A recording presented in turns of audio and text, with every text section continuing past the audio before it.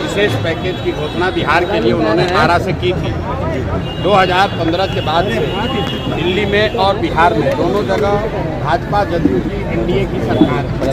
मोदी जी को और उनके सहयोगियों को ये बताना चाहिए कि 2015 के बाद क्या मोदी जी ने 1,25,000 करोड़ का पैकेज बिहार को भेजा कि नहीं भेजा?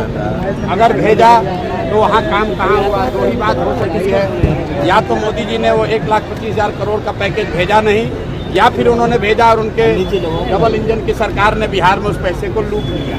तो पहले ये बताना चाहिए कि 1,25,000 करोड़ का पैकेज का क्या हुआ, उसके बाद ही कोई नई घोषणा करने का कोई महत्व है, वरना जनता इन बातों को बहुत गंभीरता से नहीं लेगी। सर, जान सुराज की तरफ से मुख्यमंत्री पद का कौन सा उम्मीदवार हो सकता है बिहार में? जान सुराज की तरफ से कौन सा उम्मीदवार हो सकता है सर? मंगल पांडे पे अपना आरोप लगा देगा, आप नहीं जानते बिहार का स्वास्थ्य कम था। कोविड में पूरे देश में सबसे कम कोविड का टेस्ट कहाँ हुआ? पूरे देश में कोविड के दौरान सबसे ज़्यादा दिक्कत किसको हुआ? सबसे ज़्यादा ऑक्सीजन की कमी कहाँ हुई? कहाँ पर लोग मारे मारे दौड़े? और जब ये कोविड का कोविड का दिक्कत हुआ था, उस समय बिहार का स्वास्थ्य मंत्री कौन था? यही व्यक्ति थे जो कह रहे हैं कि अभी बिहार में मंगल राज चल रहा है। बिल्कुल ठीक बात है। मोदी जी के शब्दों में देश में अमृतकाल चल रहा है, और भाजपा के नेताओं के और विधायकों के अनुसार यहाँ बिहार में मंगल राज चल रहा है, लेकिन जनता जो है वो त्रस्त है। सर, एक मिनट। मंगल राज नेताओं के लिए मंगल है और पूरी जनता के लिए लोग अमंगल का काल चल रहा है। सर, बिहार इसलिए हमको सबूत की जरूरत नहीं है। एक एक बिहार का बच्चा जानता है कि ये कॉटन ब्रांडेज बेचने वाले और उसमें कमीशन लेने वाले लोग हैं। ये प्रशांत किशोर से सबूत मांगने का दम इनमें नहीं है। सर, अगर हम गलत बोल रहे हैं तो जाओ कोर्ट में केस करके देखो। सर, चुनाव में जातिवाद कितनी बड़ी चुनौती है जनसुराज के लिए? छोड़िए ना यार सर, जातिवाद। अरे इससे पहले एक और यहाँ मंत्री हैं, उगाही मंत्री, उसको बोला आपको इनको लीगल नोटिस भेजेंगे, जरा जाके पूछिए भैया कहाँ नोटिस भेजे। इतना प्रशांत किशोर ये धमकी से डरने वाले नहीं हैं। इसी बिहार में 3 बरस से पैदल चल रहे हैं। यहाँ पर जो मुखिया होता है, जीत जाता है तो 4 को सिपाही लेके चलता है। प्रशांत किशोर 3 बरस से गांव-गांव चल रहे हैं और एक हवलदार सिपाही लेकर नहीं चलते हैं। किसी से डरते नहीं हैं।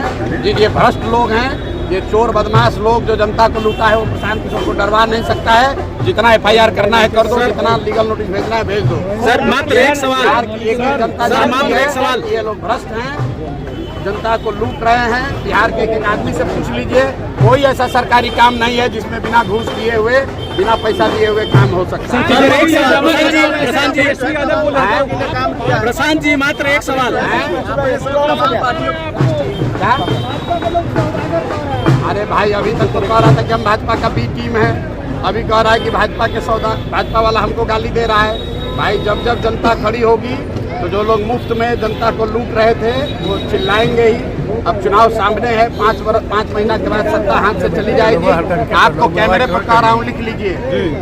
2/3 से ज़्यादा विधायक बिहार में, 2/3 से ज़्यादा विधायक चाहे किसी पार्टी का हो, वो चुनाव निश्चित तौर पर हारेगा, क्योंकि जनता बिल्कुल यहाँ के अभी के स्थानीय प्रतिनिधियों से नाराज है, चाहे वो किसी दल का हो, क्योंकि किसी ने जनता के लिए कुछ नहीं किया है। जो सिटिंग विधायक है वो अपना जान जाए, उसको हारना ही हारना है। कोई जीते, जनसुराज जीते या कोई जीते, लेकिन जो विधायक जीता हुआ है उसको तो हारना ही हारना है। जनसुराज कितनी सीटें देख रही है सर आने वाला विधानसभा में? हम लोग इतनी सीट देख रहे हैं जो कि बिहार के व्यवस्था परिवर्तन के लिए काफ़ी होगा।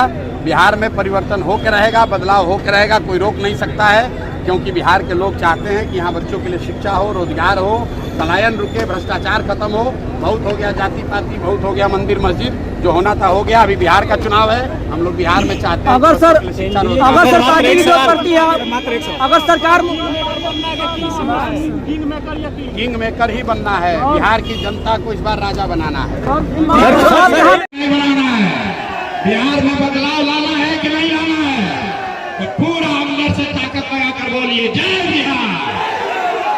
नेता सब इतना खून चूस लिया है कि मुंह से आवाजों नहीं निकल रहा।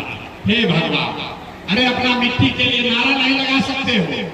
जय बिहार।